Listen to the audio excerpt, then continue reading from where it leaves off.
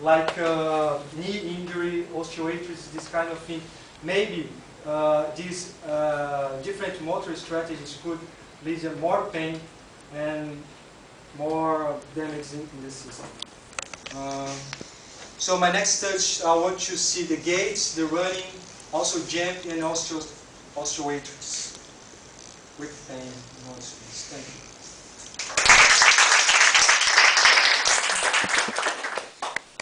Thank you very much. Any questions for this paper? Yeah.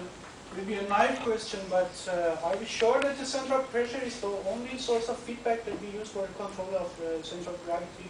I would guess that might be kinematic pattern of movement of the muscles might be different while you're working or in not highly pressure basis.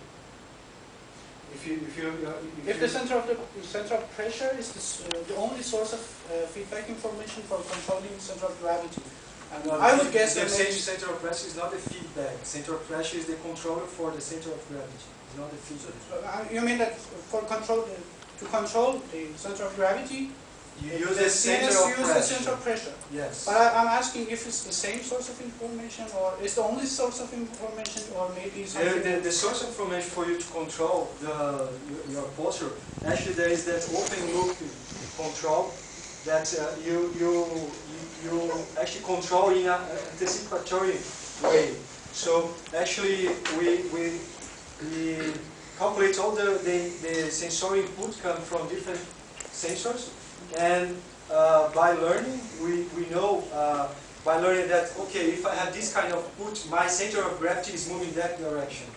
So by anticipatory manner, we put our COP in the direction to counterbalance this center of pressure, center of gravity. So the sensory information is not the center of pressure or the center of gravity. It's different, like the nociceptor fields that also make some feedback for this calculation.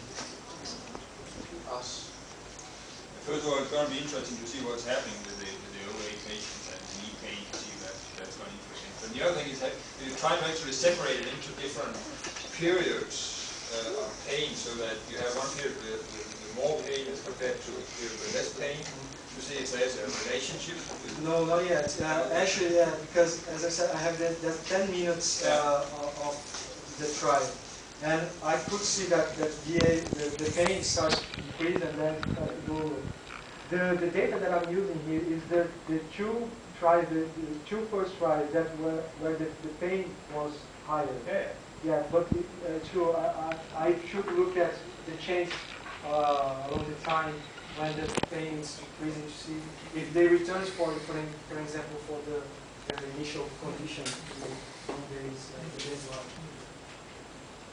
Last question, yes. Yeah, as you know quite well, is that posture is not only controlled by input from the lower extremities and from the foot, but you have many other informations from the neck muscles. You have information from joints, information from the inner ear, and so on. And you, of course, are quite aware that patients suffering from polyneuropathy, having sometimes no input anymore from the sole of the foot and having pain, they have a very nice posture and control due to the fact that they can compensate with vision. Now the point is, because your effects obviously are quite slight so far, have you ever thought about getting reduced the vision control by simply closing the eyes and looking whether the impact of the input from the sole is much stronger than before? Yeah, no, it's a very good idea. I thought that in the beginning, but the problem is that we have a technical problem here, that's the time. If I had to put more conditions, like to explore, okay, now please do the same things now with pain and eyes closed. Yeah. Or with pain, eyes closed, and I put a foam below the foot so they lose the visual information feedback and also the proprioceptive from So yeah, it's should be a good thing to do also, because then we could isolate much more the effect of pain in the postural control. But I decided, because technical, okay, let's choose something now and try to see actually what we can answer or learn with this design now. But it's true.